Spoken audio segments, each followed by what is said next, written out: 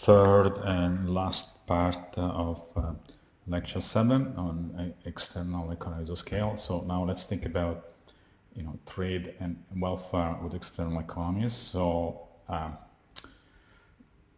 trade based on external economies has an ambiguous effect on national welfare.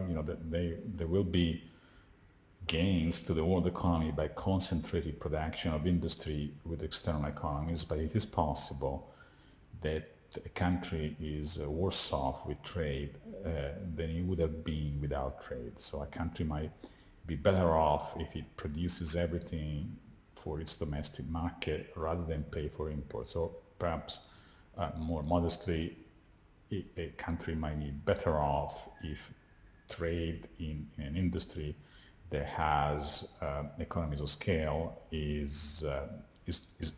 doesn't take place. It's not allowed. So let's see that with an example which is similar to the China-Vietnam example. Let's think about Switzerland and Thailand. So imagine that Thailand could make watches more cheaply, but Switzerland got there first.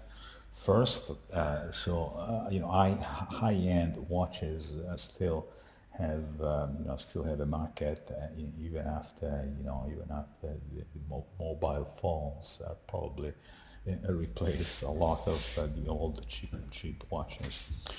So let's suppose that the price of watches could be lower in Thailand with no trade.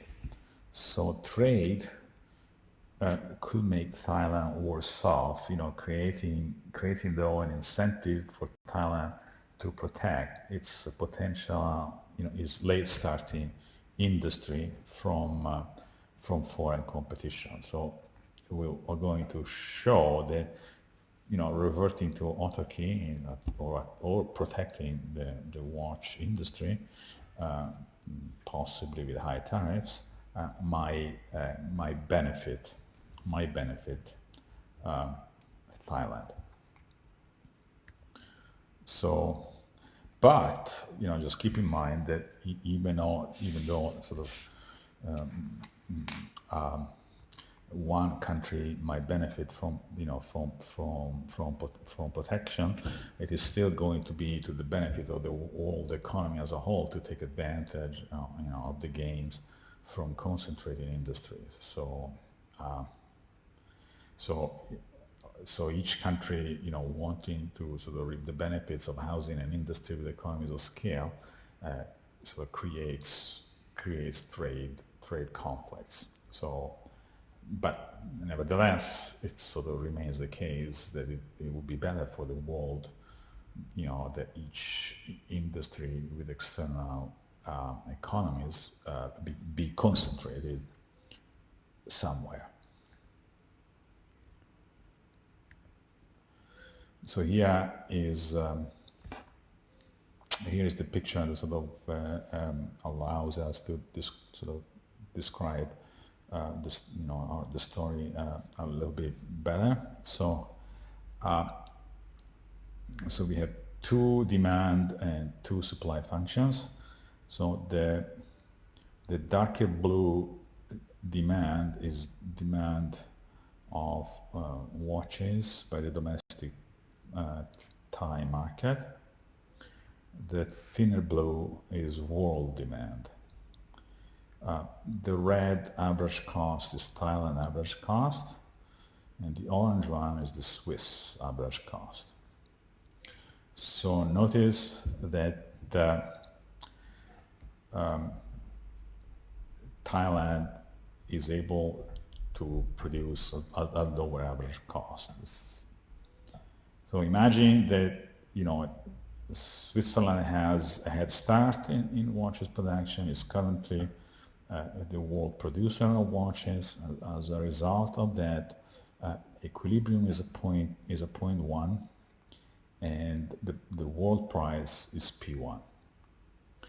Now imagine again, as in sort of similar to the picture of China and Vietnam that we looked at before, that the current world price, when when watches are all produced in Switzerland, P1 is below the starting average cost of the industry in Thailand. So if that's the case, again, for pretty much the same argument that we made for China, there will be no entry, in the watches industry in Thailand, and as a result, Thai consumer will be sort of paying a price of watches equal to P1. So now suppose, to see the possible advantage of protectionism, now suppose that the Thai government protects this industry and sort of block imports of watches. Well, then what happens is that the Thai industry can develop, and as it develops, you can think about new firms entering and sort of sliding down the average cost curve, and in the medium or long run, what happens is that the average cost in Thailand is, equates the demand in Thailand. So imagine in this story that the Thai industry is in not Turkey, so there is no import or export of Thai watches. Yet, see what happens is that the price of watches settles at P2, which is lower than the price P1 that Thai consumer would have to pay if the industry didn't develop in Thailand.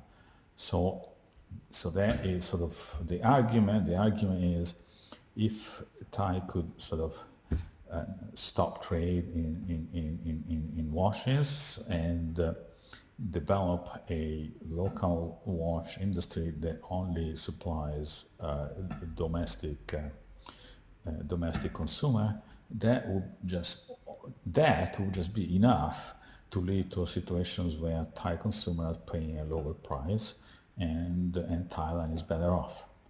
Of course, if by protection the Thai industry is actually going to be in a position to supply the world, it could be even better, right? So the point is, by blocking all trade in watches, you could be able, and just being able to supply the domestic market, Thailand could be better off.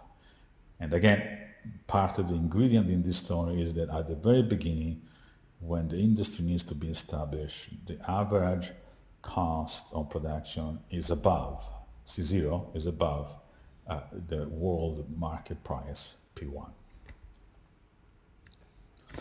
So far we have discussed external economies of scale in a sort of, static setups, or more precisely, we have viewed external economies as depending on the current size of the industry.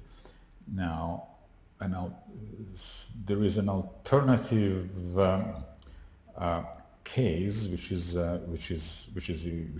important. Is the case where sort of the industry, through learning, is able to reduce its average cost over time. So you could imagine that what happens, rather than maybe being exactly how many firms there are now, what really happens is the history and how many, and what sort of how much an industry has been producing over time. So we sort of think of that as being, as we call that, dynamic increasing returns to scale. So the idea there is the average cost decreases as cumulative output increases. By cumulative, it means, output over time. Yeah? So So dynamic increasing returns, are associated with dynamic sort of external economies of scale. So average cost now, rather than depending on the current industry output, depends on all the past industry output. So the dynamic increasing returns as the scale could arise if the cost of production depends on the accumulation of knowledge and experience, which sort of depends on how long the production process has been going on in a certain location over time. So we can do a graphical representation of dynamic increasing returns to scale as a learning curve. So here a picture of the learning curve. Notice that on the vertical axis we still have unit cost and price, but on the horizontal axis we don't have current output, but we have cumulative output. So we have some average or weighted average of all the past output.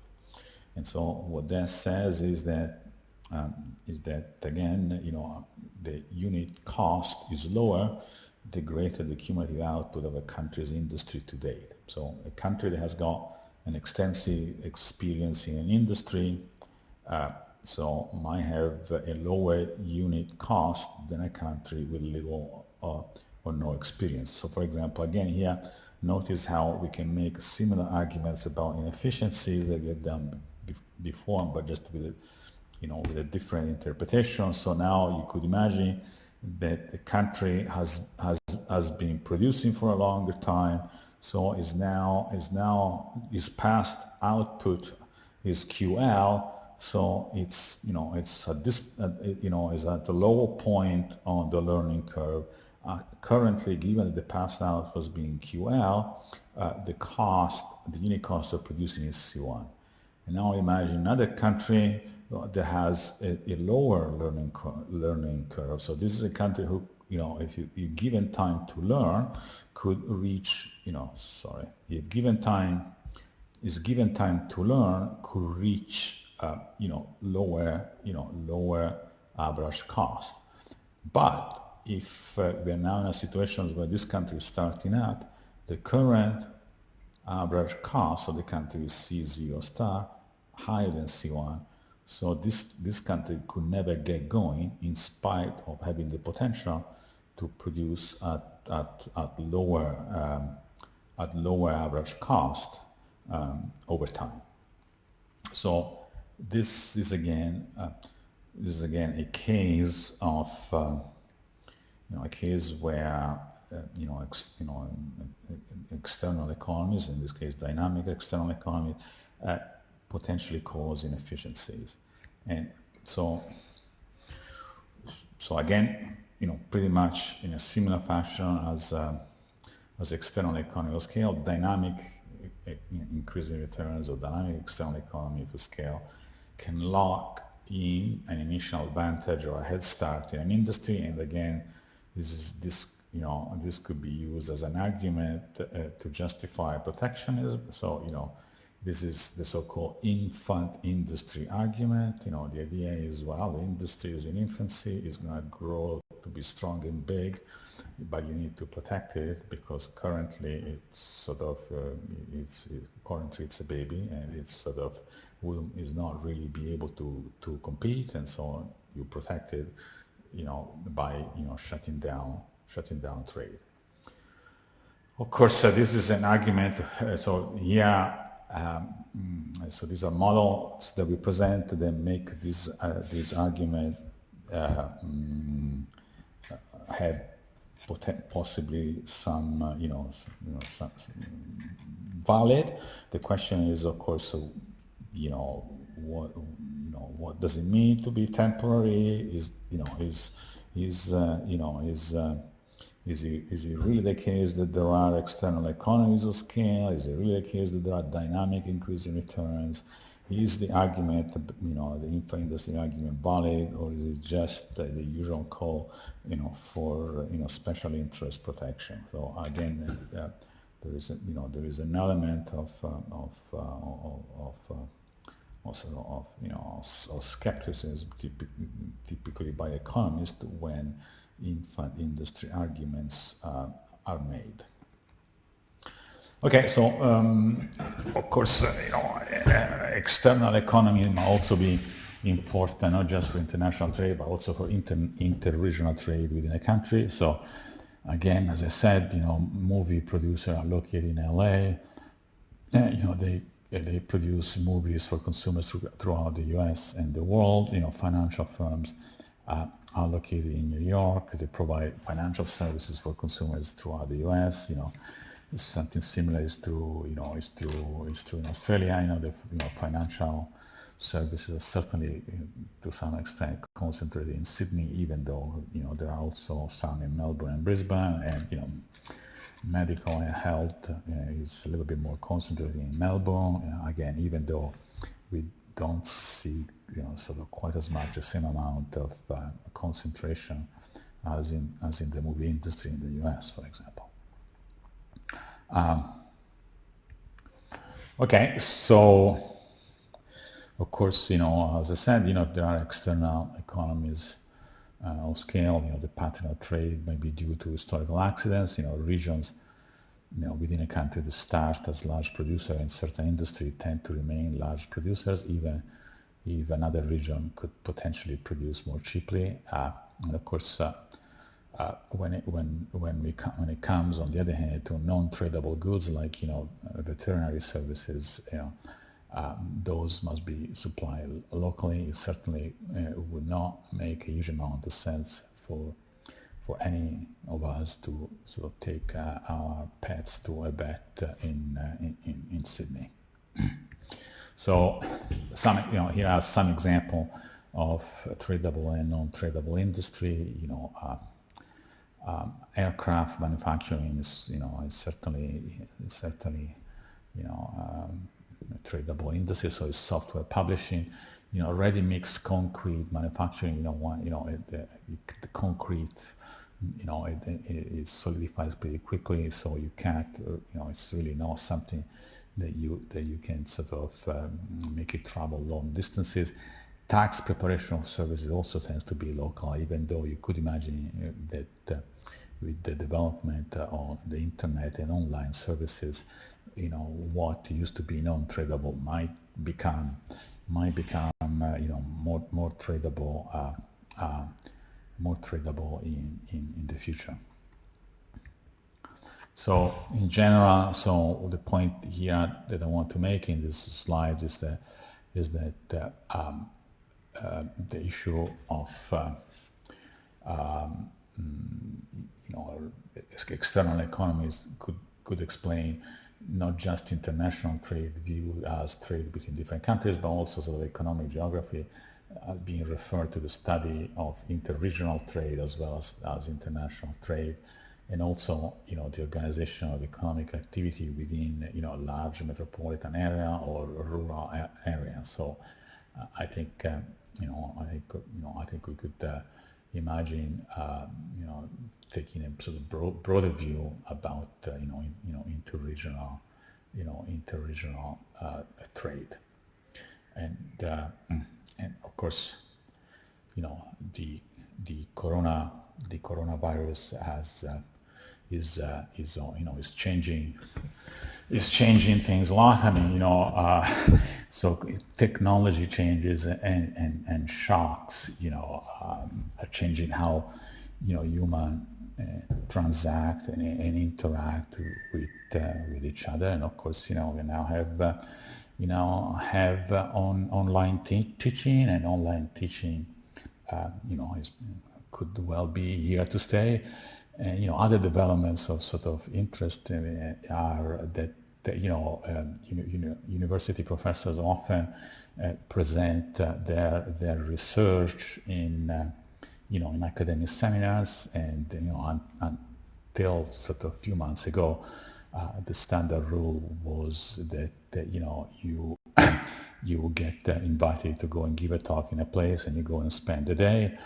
And nowadays with the coronavirus crisis, a lot of these sort of research seminars take place online on Zoom, And the interesting thing about it is that they might actually make the world smaller as opposed to bigger, because now sort of universities in the US, let's say, could very cheaply get somebody from Australia to give a talk via Zoom, and so and vice versa. And in fact, that has happened to me, because just last week, I just was invited and I gave a talk as and Stanford seminar, and they sort of would not have flown me over if it wasn't for if the seminar was in the standard way. So you see, I'll later on I'll talk a little bit more about what the current pandemic might imply, but there are always sort of different little twists. So and changes. So it's things are not obvious. You would imagine that there's going to be a lot of sort of localization of things, and that's possibly true, but in some sectors actually there might be more globalization. But we'll sort of touch on that in some later lecture. So right now, let me just summarize this little shorter lecture and it's sort of a little shorter on purpose because this is the week before test one. So let's look at the take-home lessons. So rather than comparative advantage, trade can result from increasing returns or economies of scale. And so that's unit cost fall as output increases. So economies of scale give countries an incentive to specialize and trade even in the absence of differences in resources or technology or comparative advantage. External economies that we have looked at in this lecture depend on the size of an industry. So unit costs fall as an industry gets larger, but they're compatible with the market remaining perfectly competitive, and that's important for what happens as a result of trade. So we saw that with external economies,